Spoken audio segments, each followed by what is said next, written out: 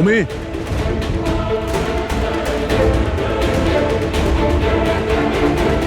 না, তুমি ভালো এতেই হবে যে নিজেদের দোষ স্বীকার করে নাও, বুঝেছো?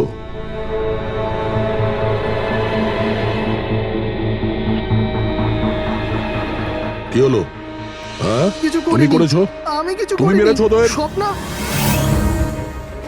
স্বপ্ন অঙ্কুরকে মারতে স্যার, চেয়েছিল। ও মিথ্যে কথা বলছে। আজ আমি আমার নিজের চোখে দেখেছি। যেটা তুমি করছো না, একদম ঠিক করছো না। আমি তোমায় ছাড়বো না। কি করবে তুমি? হ্যাঁ, তুমি শুধু চেঁচামেচি ছাড়া আর কিচ্ছু করতে পারবে না। তোমার চাবি আমার হাতে আছে, আমার হাতের কাঠপুতুল তুমি। আমি যেরকম চাইবো তুমি সেরকমই করবে, এটা তুমিও জানো। তাই let me go. I hate you, Bye. I hate you Ankur, I hate you. আমি তোমাকে ছাড়বো না। আমি তোমায় মেরে ফেলবো, প্রাণে মেরে ফেলবো। স্বপ্না, কি বলছো? না স্যার, এটা সত্যি যে স্বপ্না অঙ্কুরকে ঘৃণা করতো, খুব ঘৃণা। কিন্তু স্যার ওই অঙ্কুর, পিঙ্কি, চুপ। কিন্তু কি? স্বপ্না আর অঙ্কুর হাজবেন্ড ওয়াইফ ছিল, কিন্তু অঙ্কুর স্বপ্নাকে ছেড়ে দিয়েছিল। ওদের ডিভোর্স হওয়ার কথা ছিল। আর সেই কারণে তুমি অঙ্কুরকে এত ঘৃণা করতে? হ্যাঁ, স্যার সেটা কোনো কারণ নয়। আমাদের ডিভোর্স তো এমনিতেও হয়ে যেত। ওই লোকটা আমার বাচ্চাদের আমার থেকে ছিনিয়ে নিতে চেয়েছিল। কোর্টে আমার উপর মিথ্যে মিথ্যে অভিযোগ দিয়ে আমার বাচ্চাদের আমার থেকে কেড়ে নিতে চেয়েছিল। হ্যাঁ, আমি ওকে ঘৃণা করতাম, আমি ওকে খুবই ঘৃণা করতাম স্যার। কিন্তু আমি ওকে মারতে পারি না। আর স্যার, যখন ওর মার্ডার হয়েছে আমরা সবাই হট টাবে ছিলাম। আর ঋত্বিক, তুমি তো ওখানেই ছিলে, স্টিম রুমে। দয়া যখন জিজ্ঞাসা করছিল যে কে যে মঞ্জু আর অঙ্কুরকে ঘৃণা করে, তখন তোমার মুখ ফ্যাকাশে কেন হয়ে গিয়েছিল? কি ব্যাপার? তোমার আর মঞ্জুর মধ্যে কিছু ছিল? কোনো প্রবলেম ছিল? তুমি কি ওকে পছন্দ করতে না? স্যার, আপনি কি বলছেন? আমি কিছু বুঝতে পারছি না। আরে কেউ ওকে বোঝা, আমি এক প্রশ্ন বারবার জিজ্ঞাসা করি না। এর কথা জবাব দাও। এ দ্বিতীয়বার কিন্তু মুখ দিয়ে জিজ্ঞাসা করবে না, হাত পা দিয়ে জিজ্ঞাসা করবে। মুখ খোল। ঠিক আছে স্যার, আমি বলছি। দেখুন স্যার, আমি মানছি যে আমি মঞ্জুকে ঘৃণা করতাম। একে তো বন্ধুত্বের খাতির ওকে সাহায্য করেছি, ওকে আমার কোম্পানিতে চাকরিও দিয়েছি। আর ও কি করছে? আমার বসের প্রিয়পাত্র হয়ে আমারই চাকরি খেতে চলেছিল।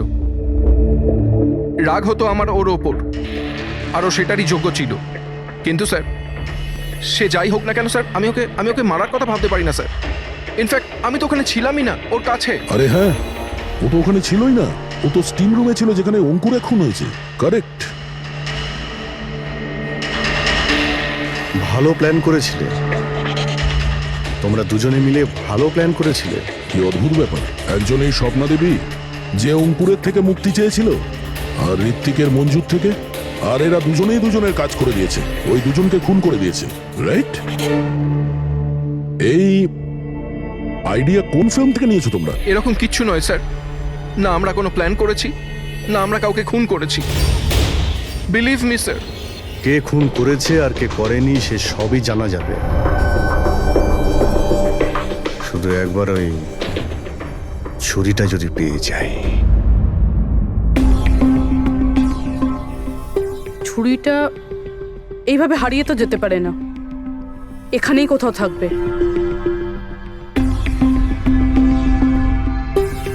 পুরবি, ছুরিটা পেলে? না স্যার, খুঁজছি আমি। ঠিক আছে, খোঁজো, আমরা আশেপাশে দেখছি।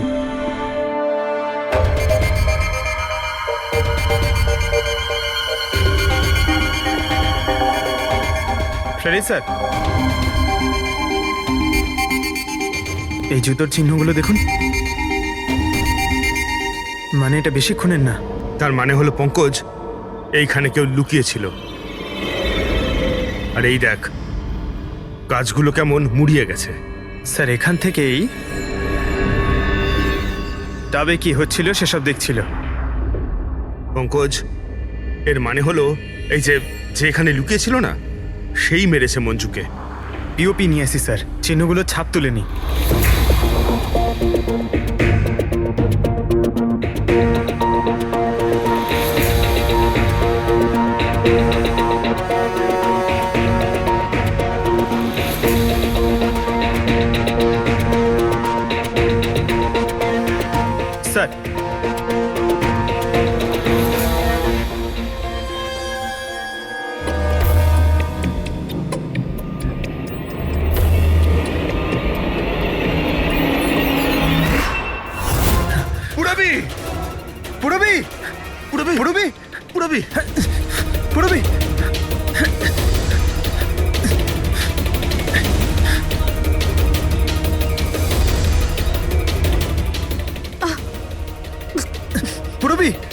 ভাবি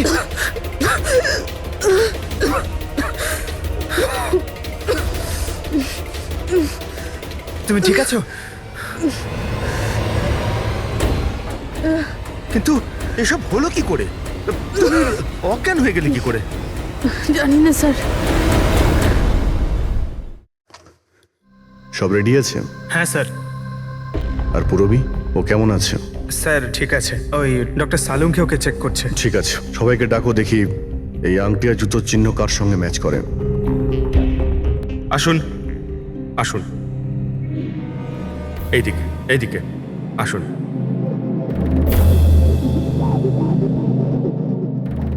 দেখুন, আমরা খুনির সাথে যুক্ত কিছু প্রমাণ পেয়েছি, যেমন হলো এই জুতোর ছাপ। আর এক মিনিট, আপনাদের মধ্যে কেউ একজন এখানে আসেনি। কে আসেনি? ঋত্বিককে দেখা যাচ্ছে না, কোথায় ও? স্যার ওর খিদে পেয়েছিল তো ও কিচেনের দিকে কিছু খেতে গেছে। খিদে পেয়েছে? দয়া, তুমি শুরু করো, আমি দেখে আসি ও কিচেনে কি খাচ্ছে। ঠিক আছে ফ্রেডি, এদের সবাইকে আংটি পরিয়ে চেক করো। আর পঙ্কজ, জুতোর ছাপটা চেক করো। আপনি আসুন।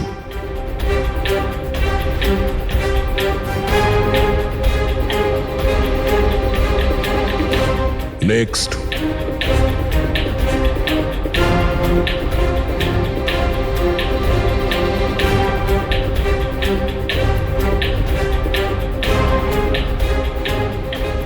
Sir match. ফ্রেডি, আংটিটা চেষ্টা করো।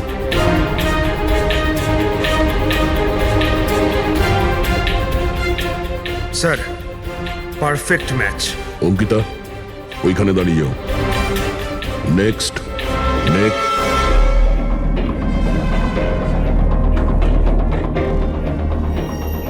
Match sir.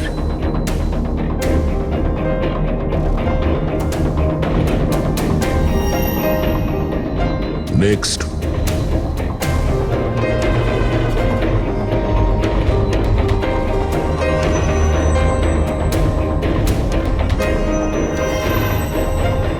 না স্যার।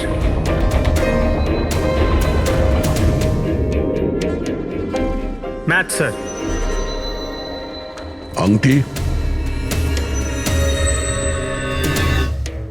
ম্যাচ। তাহলে আপনাদের তিনজনের মধ্যে কেউ ওই গাছের পেছনে লুকিয়েছিলেন, মঞ্জুকে খুন করার আগে কিংবা খুন করার পরে।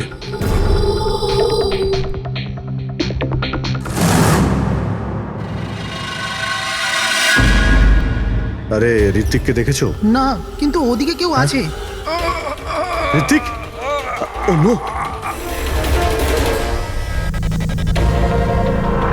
হ্যাঁ অভিজিৎ। আরে ভাই, ঋত্বিককে কেউ খুন করেছে।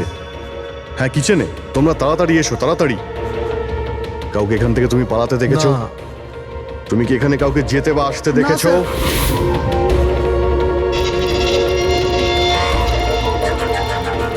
হ্যাঁ, এদিকে আসুন। ও মাই গড! আরে ভাই, আমি এসে দেখি ছুরি ওর গলায় লেগে রয়েছে, আমার সামনেই ও পড়েছে। ভাই, খারাপ লাগছে, যদি একটু আগে আসতে পারতাম তাহলে। আরে ধরা পড়বে ও। ভাই, তিনটে খুন হয়ে গেল।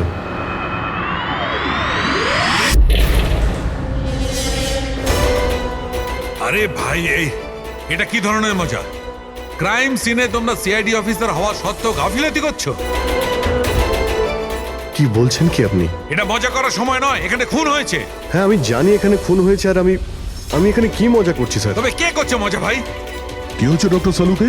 দয়া, যদি অভিজিৎ না করে থাকে তুমি করেছো। তোমার জানা উচিত, প্রমাণকে অবহেলা করা উচিত নয়। ডক্টর সালুকে রিল্যাক্স। আগে এটা বলুন যে কি ব্যাপার। আরে ভাই, ছুরিটা ছিল, যেটা দিয়ে খুন করা হয়েছে সেটা কোথায়? আরে, ছুরি এখানে সিঙ্কের মধ্যেই রয়েছে। সিঙ্কে কোনো ছুরি নেই। তুমি কোথায় গেল ছুরি? হ্যাঁ, এক মিনিট স্যার, 1 মিনিট। এবার আমি কিছু বুঝতে পারছি। এই ছুরিগুলো হঠাৎ করে উধাও হয়ে যাওয়া, এটা খুনির একটা দারুণ প্ল্যান। এখানে 3টে খুন হয়েছে, 3টে খুনেই প্রত্যেকবার ক্রাইম সিন থেকে ছুরি এইভাবে উধাও হয়ে গেছে। প্রথমে স্টিম রুমে, যেটা বাইরে থেকে বন্ধ ছিল, তারপর জাকুজিতে আমাদের চোখের সামনে। এসব কি হচ্ছে কি এখানে? ছুরিতে তো আমি হাতই দিইনি। এটা কি হতে পারে? আমাদের চোখের সামনে এখানে চুরি ছিল, কিন্তু এখন নেই। আরে ভাই, এখন তো মনে হচ্ছে সব ছলনা হচ্ছে। হতে পারে আমাদের মাথা খারাপ হয়ে গেছে, না হলে অথবা আমাদের মাথা খারাপ করার চেষ্টা করা হচ্ছে। ঋত্বিকও মারা গেছে। আর এবারেও মার্ডার ওয়েপন মানে ছুরি নিজে থেকেই উধাও হয়ে গেছে। মনে হচ্ছে যে কেউ আমাদের বোকা বানাতে চাইছে। সেই জন্য আপনাদের রুমের আমরা তল্লাশি নিই, আর আমরা এটা পাই।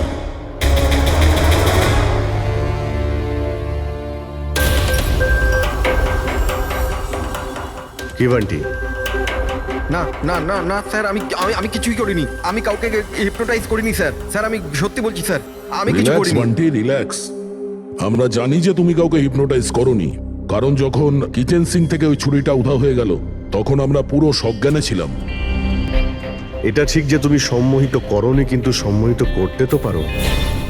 তবে ওই জুতো আর আংটি এই তিনজনেরই ফিট হয়েছে। এখন আমাদের এটা জানতে হবে যে এইগুলো আসলে কার। জানো যে যখন মঞ্জু খুন হয়েছিল তখন গাছের পেছনে এই তিনজনের মধ্যে কে ছিল?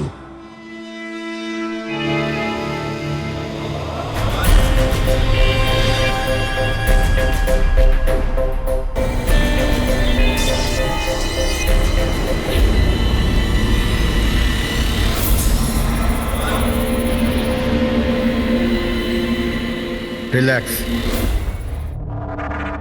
দীর্ঘশ্বাস নাও।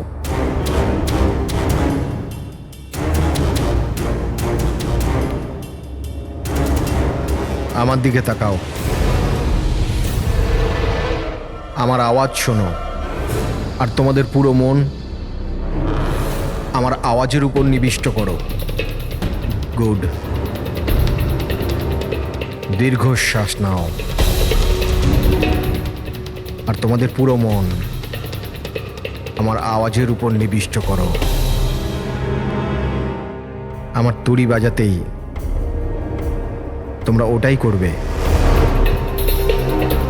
যেটা আমি বলবো।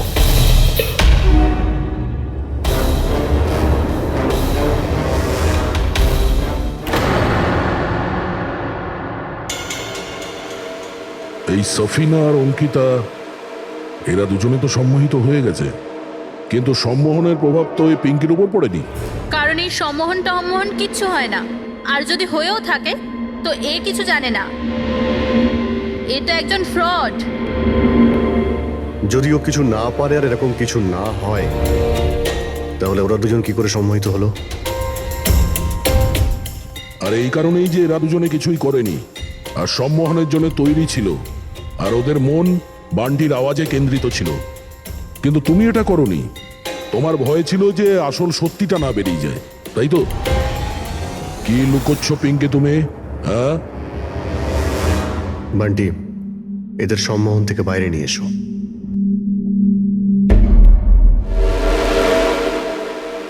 আর পিঙ্কি, এবার তুমি সব সত্যিটা বলে ফেলো।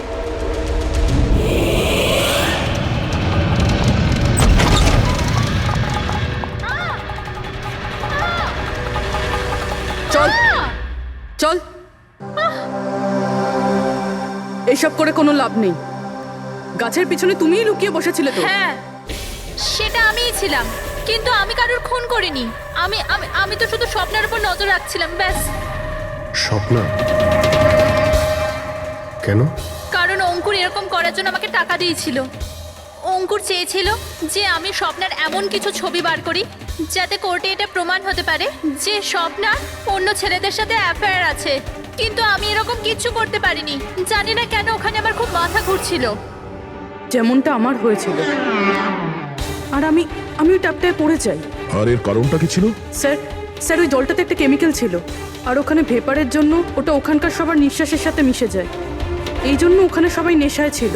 ও, সেই জন্যই মঞ্জুকে খুন করার সময় কেউ দেখতে পায়নি, কারণ সবাই নেশাতেই ছিল। হতে পারে এই কারণেই ও নিজেকে বাঁচানোর চেষ্টাই করতে পারেনি। পিঙ্কি, তুমি ওই গাছের পিছনে কতক্ষণ ছিলে? যখন সবাই হট টাবে চলে এসেছিল তখন থেকে আধ ঘন্টা আমি ওখানেই ছিলাম। তাহলে তো খুনিকে নিশ্চয়ই তুমি দেখেছো। মনে করো।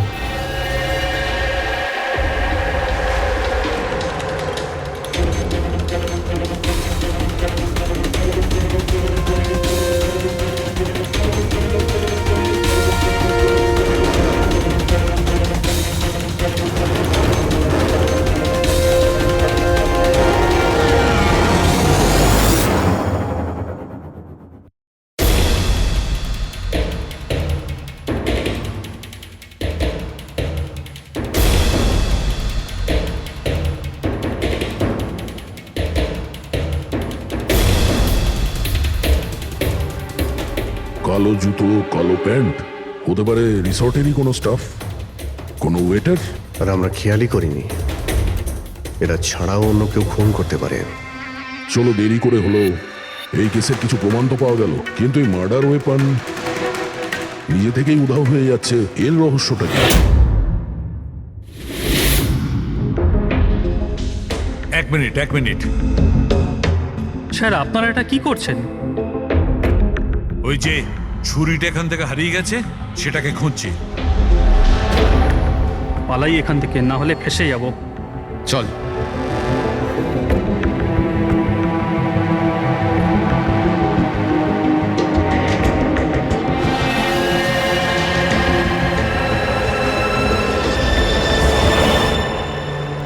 পিঙ্কির কথা অনুযায়ী খুনি এইখানে দাঁড়িয়ে ছিল। ও যেহেতু রিসর্টেরই কোনো স্টাফ, সেই জন্যই ও যেখানে সেখানে আসতে পারে। এই রিসর্টে 10 জন ওয়েটার কাজ করে। ফ্রেডি সবার ডিটেলস নিয়ে আসছে। স্যার, স্যার, যখন জানতে পারলাম যে খুনি এই রিসর্টেরই কোনো একজন স্টাফ, তখন আমি ভাবলাম যে খুনের কারণ তো 10 বছরের পুরনো কোনো শত্রুতা হতে পারে না। কোনো তো কারণ আছে যে 12 জন লোকের মধ্যে এই 3 জনেরই খুন হয়েছে। কলেজ ছাড়া এমন কোনো তো সূত্র আছে যেটা এদেরকে বেঁধে রেখেছে। আচ্ছা, তাহলে পাওয়া গেল ওই কারণ? হ্যাঁ স্যার। স্যার, আপনার মনে আছে ঋত্বিক এটা বলেছিল যে ওর কোম্পানিতে মঞ্জুকে চাকরি পাইয়ে দিয়েছিল? আগে তো বন্ধুত্বের খাতির ওকে সাহায্য করেছি, ওকে আমার কোম্পানিতে চাকরিও দিয়েছি। আর ও কি করছে? আর ওরই চাকরি খেতে চেয়েছিল। হ্যাঁ স্যার। আর যখন আমি অঙ্কুরের ঠিকুচি বার করলাম, তখন আমি জানতে পারলাম যে ও ঋত্বিক আর মঞ্জুর সাথেই কাজ করত। আচ্ছা, হ্যাঁ স্যার। ফিনিক্স রাইজিং ফার্মাসিউটিক্যালস, এই 3 জন মেডিসিনের ফিল্ডে একটা অনেক বড় রিসার্চ করছিল, আর আগামী 2 মাসের মধ্যেই ওরা এটার রেজাল্টও ঘোষণা করবে। আর এখন যখন এই 3 জনের খুন হয়ে গেল, তখন ওই কোম্পানির তো প্রচুর লস হয়ে গেল। হ্যাঁ, এতেও রাইভাল কোম্পানির লাভ হতে পারে। হ্যাঁ স্যার, এই 3 জনের মৃত্যুতে ওদের রাইভাল কোম্পানিরই লাভ আছে। আর ও ব্যবহার করেছে এখানকার কোনো ওয়েটারকে। কিন্তু সে কে?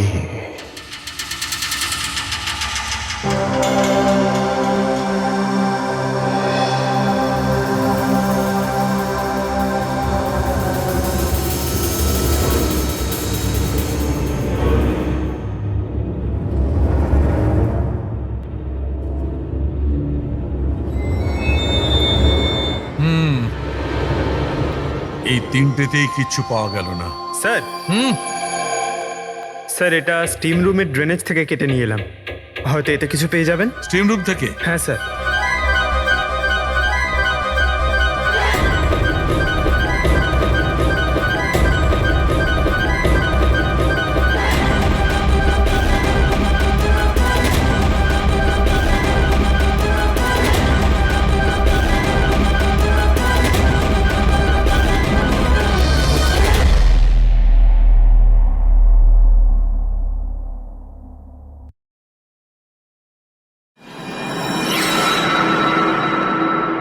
পঙ্কজ, এই দেখো কি পাওয়া গেছে। কি পেয়েছেন স্যার? এটা হচ্ছে ছুরি। এত ছোট একটা ছুরি? একদম ঠিক বলেছো পঙ্কজ, ধরে নাও এটা একটা ছুরি।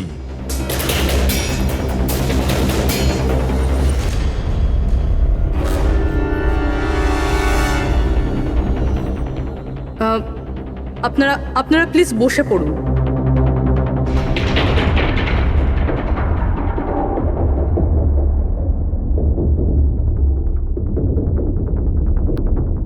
হ্যাঁ, বসুন। এবার আমরা আপনাদের কিছু কেরামতি দেখাতে চলেছি।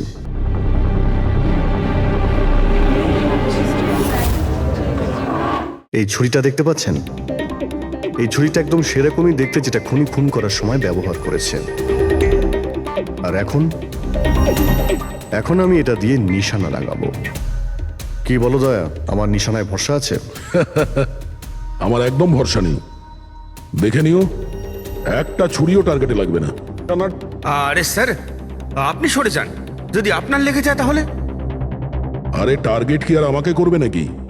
তার জন্য এ আছে না, এখানে মারবে। ঠিক আছে, কথা কম কাজ বেশি, নিশানা লাগানোর সময় চলে এসেছে। রবি,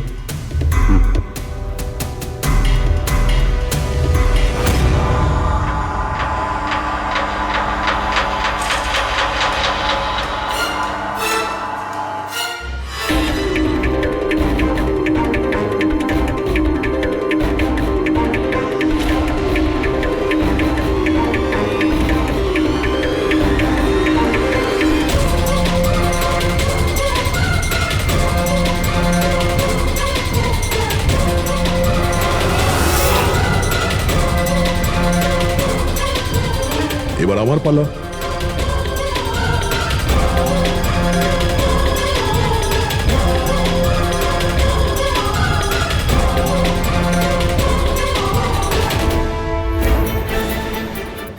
এসব কি হচ্ছে? এটা তো কোনো জাদু। আরে জাদু টাদু কিছুই নয়, হাতের খেলা। বসে পড়। না এটা জাদু আর না হাতের কোনো সাফাই, এটা সায়েন্স, বিজ্ঞান। এখানে 3টে খুন হওয়ার পরে 3টে ছুরির উধাও হওয়ার পিছনেও এই বিজ্ঞানেরই হাত রয়েছে। আর এই 3টে কেসেই যেখানে খুন হয়েছে ওখানে জল পাওয়া গেছে, আর সেটাও যেটা তাপমাত্রা নর্মালের থেকে অনেকটাই বেশি ছিল, যেরকম স্টিম রুমে ভাপ, হট টাবে গরম জল, আর কিচেনেও সিঙ্কের কল থেকে বের হওয়া গরম জল। এই গরম জলের সাথে ছুরি উধাও হয়ে যাওয়ার সম্পর্ক কি? খুব গভীর সম্পর্ক। এই ছুরি লোহা কিংবা স্টিল দিয়ে হয়নি, বরঞ্চ এমন একটা ধাতু দিয়ে বানানো হয়েছে যে গরম হাওয়া কিংবা গরম জলে গেলেই গলে যায়। গ্যালিয়াম। দেখবে কি করে? হ্যাঁ,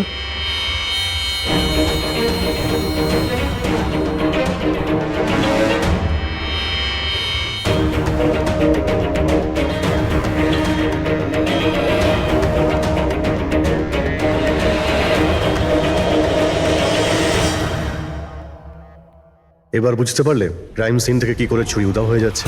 ওটা আসলে উধাও হচ্ছে না, ওই ছুরিগুলো গরম জলে একেবারে গলে যাচ্ছে। খুনি বুঝে শুনে খুন করার জায়গা আর হাতিয়ার এমন ভাবে বেঁচেছে যাতে কোনো প্রমাণই না পাওয়া যায়। কিন্তু সেই অপরাধীটা কে? আসলে সেটাই আফসোস যে এখনো খুনিকে আমরা ধরতে পারিনি। তাড়াতাড়ি ধরা পড়ে যাবে। আপাতত আপনারা সবাই আপনাদের রুমে গিয়ে বিশ্রাম নিন। ঠিক আছে, আসুন আপনারা।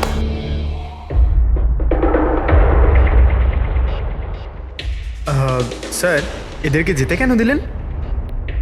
কারণ খুনির ব্যাপারে জানার জন্য আমাদের 15 মিনিট চাই। স্যার, 15 মিনিটেই খুনিকে ধরা যাবে? 15 মিনিটের মধ্যে খুনিকে সে ব্যাপারে জানা যাবে। কিন্তু কিভাবে? দেখো ফ্রেডি, ডক্টর সালুকে যখন আমাদের এই গ্যালিয়ামের ব্যাপারে বললেন তখন আমরা বুঝলাম যে খুনি খুবই চালাক। এত সহজে ওকে ধরা যাবে না, আর তাও কোনো প্রমাণ আর কোনো সূত্র ছাড়া তো নয়। আর সেই কারণেই আমরা ডক্টর সালুকে এমন একটা কেমিক্যাল বানাতে বলেছি যেটা গ্যালিয়ামের সাথে মিশলেই ডাই হয়ে যায়। আর স্যার, এই চেয়ারগুলোতে আমরা সেই কেমিক্যালটাই স্প্রে করেছি যেটা এখন ওদের হাতে লেগে গেছে।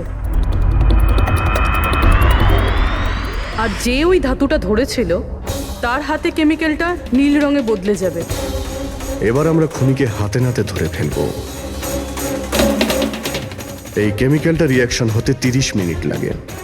20 মিনিট হয়ে গেছে, আর 10 মিনিটের মধ্যে আমরা খুনিকে ধরে ফেলবো।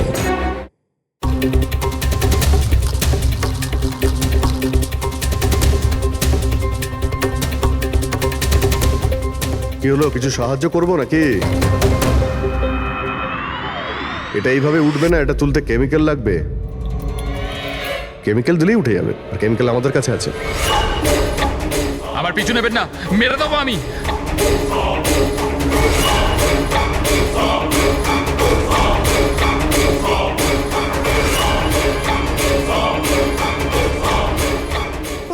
এই, ওখানে ওখানে দাঁড়াও, আমি মেরে ফেলবো, কে গলা কেটে দেবো।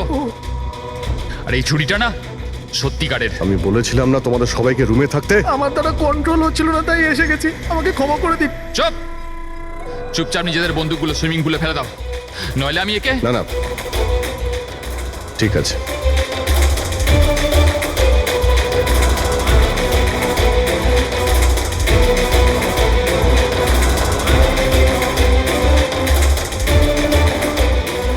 বুদ্ধি তো তোমরা খুব ভালোই ব্যবহার করেছো, কিন্তু ধরতে পারবে না আমায়। আমাকে চুপচাপ এখান থেকে বেরোতে দাও, না হলে। এখান থেকে তুমি কোথাও যেতে পারবে না।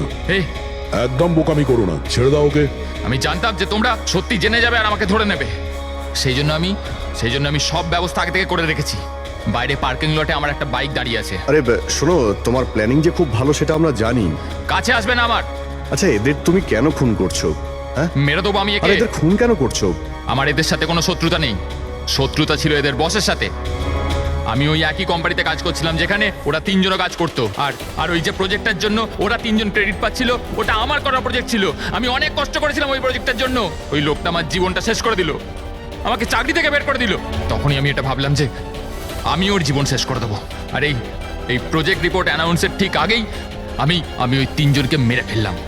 কিন্তু এসব তুমি কি করে করলে? মানে আমি বলতে চাইছি, এতগুলো লোককে একসঙ্গে রিসর্টে ডাকলে, আর তাও। আমি তো জানতাম ওরা তিনজন কলেজের বন্ধু। তারপর আমি এই রিসর্টের মধ্যে চাকরি নিলাম, আর তারপর আমি পিঙ্কিকে একটা দারুণ অফার দিলাম, এইখানে এই রিসর্টে পার্টি করার। তার মানে তুমি এই রিসর্টে যখন কাজ করতে, তখন তো তুমি যে কোনো জায়গাতেই যাতায়াত করতে পারতে। খুন করে বেঁচেও যাচ্ছিলে, আর কেউ কিছু জানতেও পারছিল না, তাই না?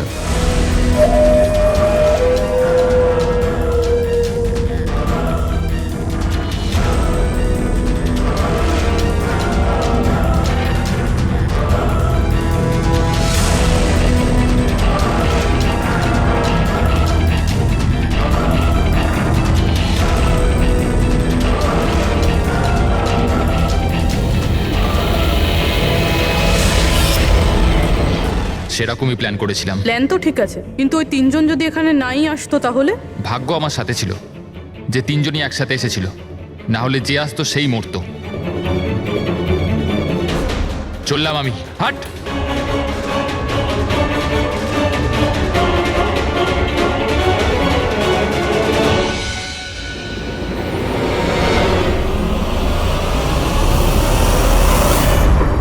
তোমার কপাল যে সবসময় ভালো হবে এই কথার কোনো ভিত্তি নেই। চলো, এবার তোমাকে আমরা কিছু গল্প শোনাই। চল।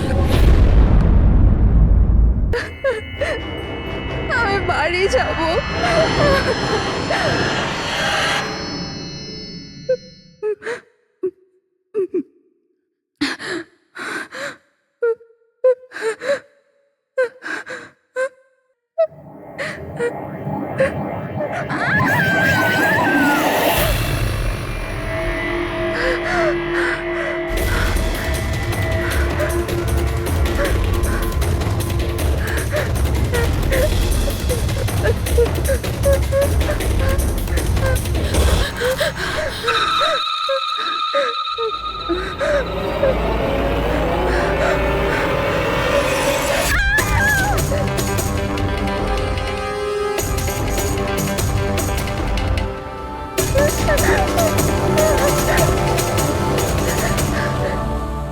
নেমে ঘুমিয়ে পড়েছে?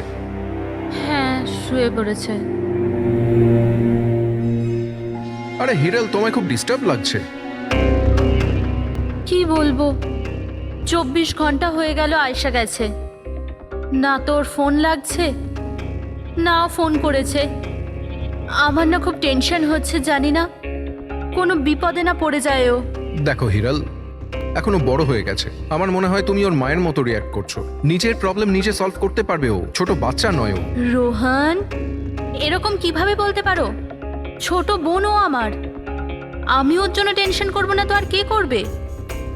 আর ওর আমাকে ছাড়া আর কে আছে এই দুনিয়াতে?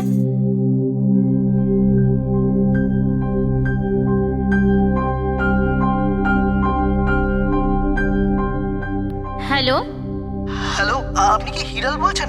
হ্যাঁ আমি হিরল বলছি, আপনি কে? আমি মানিক। আমি আয়েশের সাথে কাজ করি। এখানে একটা বড় প্রবলেম হয়ে গেছে। প্রবলেম? আয়শার সাথে কি হয়েছে? দেখুন, ও জঙ্গলে কোথাও হারিয়ে গেছে। ওকে খুঁজেও পাচ্ছি না, আর ফোনেও পাচ্ছি না। আর আমাদের ভয় হচ্ছে যে ওর কিছু হয়ে যায়নি তো।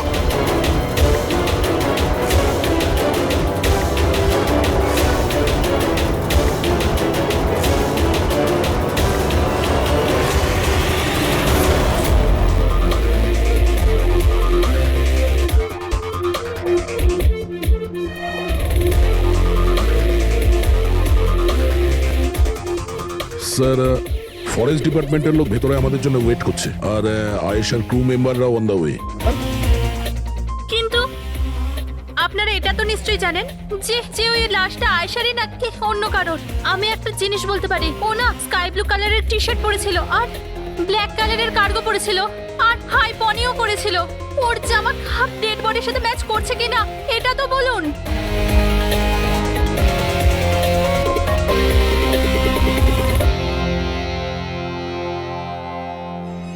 ও,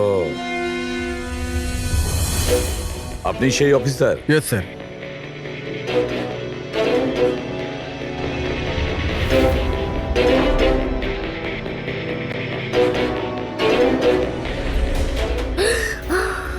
প্রশান্ত?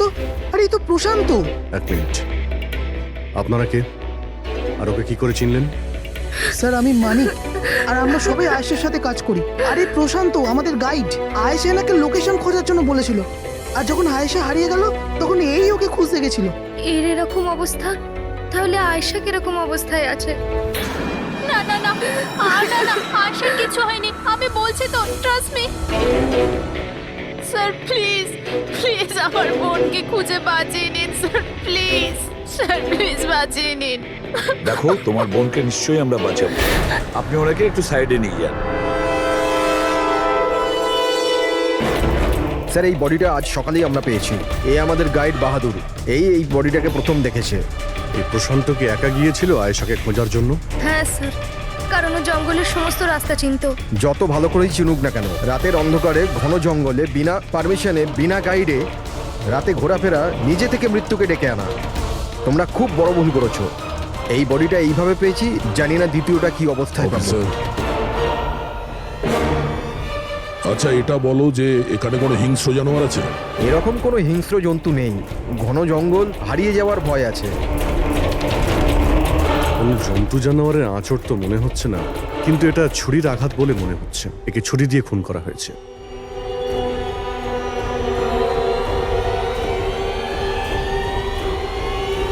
স্যার, হ্যাঁ পূরবী, স্যার এই ক্যামেরাটা পেয়েছি এখানে। এটা তো আয়েশার ক্যামেরা। হ্যাঁ স্যার, এটা আয়শা 3 দিন আগে কিনেছিল। এটা চালিয়ে একবার দেখো তো। স্যার এটা অনই হচ্ছে না। কেন? এটার ব্যাটারি ডাউন স্যার, আর আমাদের কাছে ডিভাইসও নেই এটা চিপ ইনসার্ট করার জন্য। ও মাই গড। আপনারা এইসব শেষ করুন, এগুলো পরে করবেন। আগে আমার বোনকে খুঁজুন। আপনারা বুঝছেন না কেন হারিয়ে গেছে? আমরা খুঁজবো। অনেক বড় জঙ্গল ম্যাডাম, কমসে কম 2 দিন লাগবে পুরো জঙ্গল খুঁজতে। হ্যাঁ স্যার, সূর্যাস্ত হওয়ার পর আমরা কিচ্ছু করতে পারবো না। আপনারা সার্চিং শুরু করে দিন, বাহাদুর আপনাদের নিয়ে যাবে।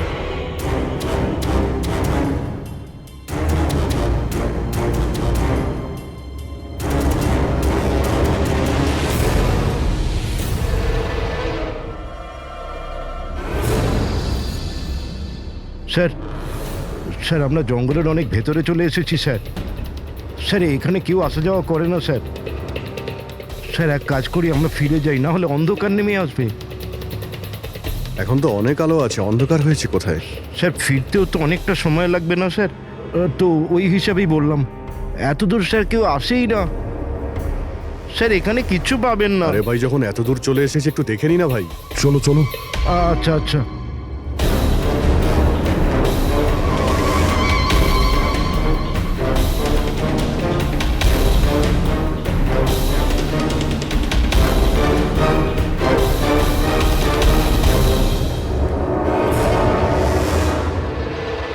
তোমরা এই জঙ্গলে ফিল্মের শুটিং করতে এসেছিলে, আর শুধুমাত্র আয়েশাই নিখোঁজ হলো?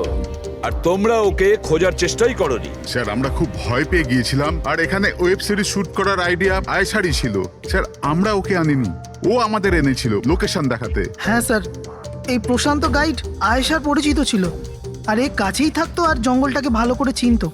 আর আমরা তো রাত্রিরে থাকার পর সকালে বেরিয়ে পড়তাম, সবকিছুই ঠিকঠাক চলছিল, লোকেশনও পেয়ে গেছিলাম। আর এরপর আমরা টেন্টের বাইরে আগুন জ্বালিয়ে খাবার বানাচ্ছিলাম। কটার সময়ের ঘটনা এটা? 5টা-6টা নাগাদ। আর তখনই হঠাৎ আয়েশা নিজের ক্যামেরা নিল আর জঙ্গলের দিকে যেতে লাগলো। জঙ্গলের দিকে যাচ্ছিল কেন? ও বলেছিল যে ও আশেপাশের একটুখানি ভিডিও করে হিরণকে পাঠিয়ে দেবে, আর ও এটাও বলেছিল আশেপাশেই থাকবে আর তাড়াতাড়ি ফিরে আসবে। তারপর অনেকক্ষণ পর্যন্ত যখন ও এলো না, তখন আমাদের মনে হলো যে কিছু গন্ডগোল আছে। এর আগে আমরা কিছু করতাম কি, সেখানে প্রশান্ত চলে এলো। ও জানতে পারলো তো ও নিজেই খুঁজতে চলে গেল। আর ও আমাদের ওখানেই থাকতে বললো। ও বললো যে জঙ্গলটা খুব বিপজ্জনক আর আমাদেরও প্রাণের ঝুঁকি থাকতে পারে। ব্যাস এটা বলেই ও জঙ্গলে ঢুকে গেল স্যার। তার মানে ওই প্রশান্ত আর ফিরে আসেনি, আর তোমরা পালিয়ে গেছো এখান থেকে নিজেদের বাঁচাতে। না স্যার, আমরা ওখানেই ছিলাম যখন চিৎকারটা শুনলাম। 15-20 মিনিট পর্যন্ত একটা মেয়ের। স্যার ওই চিৎকার শুনে আমরা খুব ভয় পেয়ে গেছিলাম, আর তারপর আমরা ওখান থেকে পালিয়ে গেলাম। স্যার আমরা খুব বড় ভুল করে ফেলেছি। চিৎকারটা শুনে আমাদের এখান থেকে পালানো উচিত হয়নি, আয়েশাকে সাহায্য করা উচিত ছিল। সত্যিই তোমরা একটা বড় ভুল করেছো।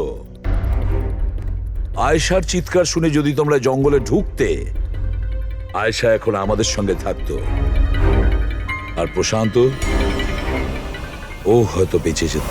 তুমি তো বলছিলে যে এত ভেতরে জঙ্গলের কেউ আসতে পারে না, এটা কি? স্যার আমি জানি না, কিন্তু এটা আমাদের ডিপার্টমেন্টের কখনোই নয়।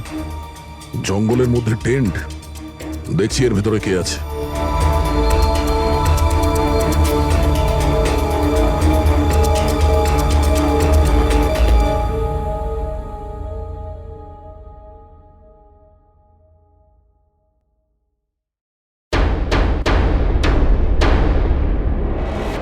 এই কাপড় তো দেখে মনে হচ্ছে কাটা হয়েছে।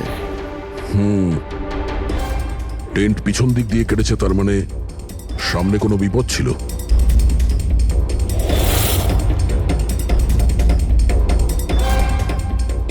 ছুরি, এটা দিয়েই কাটা হয়েছে। বাইরে গন্ডগোল হতেই পিছন থেকে কেটে পালিয়ে গিয়েছে।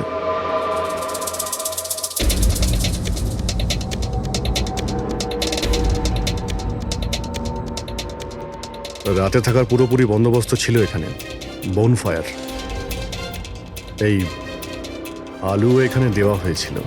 স্যার এত ভেতরে এত রাত্রে থাকার মতন কেউ পাগলই হবে স্যার, না হলে এত ভয়ঙ্কর জঙ্গলে রাতে থাকার কথা ভাববে কে? কোনো নেচার লাভার না কোনো খুনি? এই দেখো,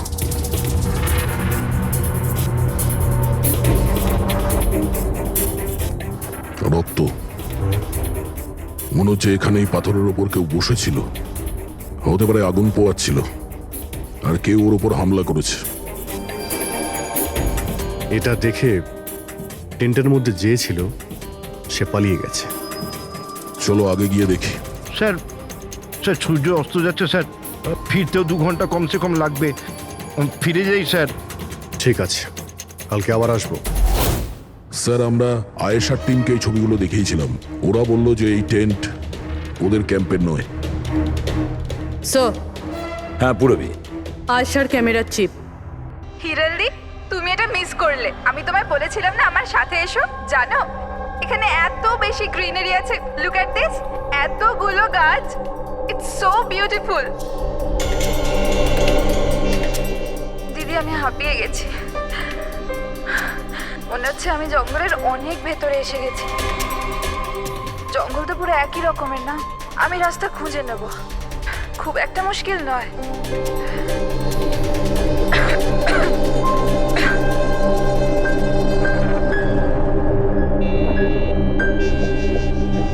কেউ আছে নাকি ওখানে? কে ওখানে?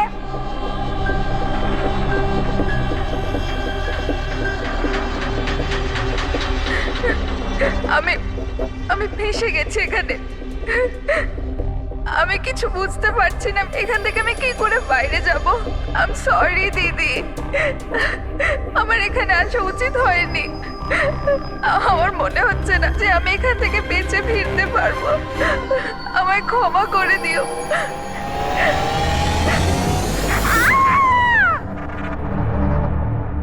অভিজিৎ, যে কোনো পরিস্থিতিতে এই মেয়েটাকে জিনিসগুলো রোজ ব্যবহার করতো, আমি সেই প্রত্যেকটা জিনিস থেকে ডিএনএ স্যাম্পল নিয়েছি, কিন্তু আশ্চর্যের ব্যাপার কোনো স্যাম্পলই আয়েশার ডিএনএ এর সঙ্গে ম্যাচ করছে না। কি? কিন্তু হ্যাঁ, খুনির ব্যাপারে একটা খুব গুরুত্বপূর্ণ সূত্র পেয়েছি। সেটা কি স্যার? বস এই ডিএনএ প্রোফাইলটা দেখো। এই দুটো ডিএনএ প্রোফাইলই দুটো আলাদা আলাদা লোকের, কিন্তু অদ্ভুত ব্যাপার হচ্ছে যে দুটো প্রোফাইলই আমি একই লোকের শরীর থেকে পেয়েছি, প্রশান্ত শরীর থেকে। প্রশান্তর শরীর থেকে? হ্যাঁ বস। সেটা কিভাবে? প্রশান্তর মৃত্যু অগণিত ছুরির আঘাতের জন্য হয়েছে, আর ওর শরীরে যে খাবার চিহ্নটা আছে সেটা আসল নয়, তৈরি করা হয়েছে নকল। আর সবচেয়ে আশ্চর্যের ব্যাপার হচ্ছে যে প্রশান্তের লাশের থেকে আমি ওর রক্ত ছাড়া আরো কারো রক্ত পেয়েছি। এখন এই রক্তটা কোনো পুরুষের না নারীর সেটা আমি বলতে পারবো না, কারণ ওই রক্তটা প্রশান্ত রক্তের সঙ্গে মিশে গেছে।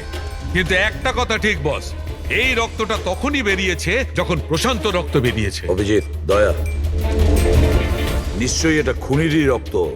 খুনি প্রশান্তর ওপর হামলা করে, আর তখন নিজেকে বাঁচানোর জন্য প্রশান্ত ওর সঙ্গে মারামারি করে, আর খুনির রক্ত প্রশান্ত শরীরে লেগে যায়। তবে খুনিরও গুরুতর আঘাত লেগেছে। সামান্য আঘাতে এত রক্ত বেরোবে না তার। তার মানে খুনির শরীরে এখনো আঘাতের চিহ্ন থাকা উচিত। আরো একটা কথা বস, কি? টেন্টের পাশে যে পাথরের উপর রক্তের ছাপ ছিল সেই রক্তটা প্রশান্তরই। তার মানে পুরো ব্যাপারটাই ওই তাঁবুর আশেপাশে ঘটেছে।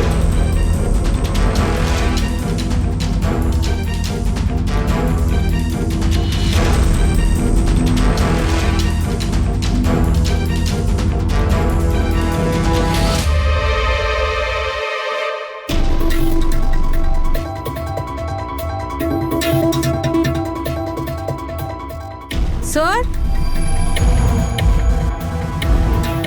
হ্যাঁ পূরবী, স্যার এই জুতোটা পেয়েছি। তাহলে কি এই জুতোটা আয়েশার না? তো এগিয়ে গিয়ে দেখি।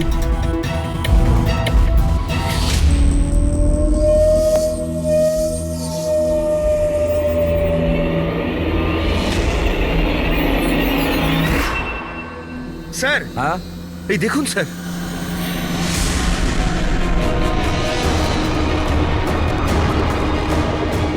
ছুরি দিয়ে আঘাত করেছে স্যারের পিঠে 5 বার। ওকে একটু উল্টে দাও। এ তো আয়েশা, ফেসটা তো পরিষ্কার দেখছি অভিজিৎ, না কোনো আঘাতের চিহ্ন, না কোনো কাটা দাগ। কিন্তু ওই ভিডিওতে যে দেখলাম। হ্যাঁ স্যার, ভিডিওতে এর মাথায় আঘাত লেগেছিল, রক্ত বেরোচ্ছিল। এখানে তো আঘাতের কোনো চিহ্নই নেই, একদম পরিষ্কার। তার মানে হলো ওই ভিডিওটা নকল। মানে আয়েশা অ্যাক্টিং আর মেকআপ দিয়ে দেখানোর চেষ্টা করেছিল যে ওকে কেউ মারতে চাইছে, খুন করতে চাইছে। কিন্তু এটা কেন করবে? স্যার, কেউ হয়তো মজা করবে, আর না হলে কোনো ভয়ঙ্কর পরিস্থিতি থেকে বাঁচার জন্য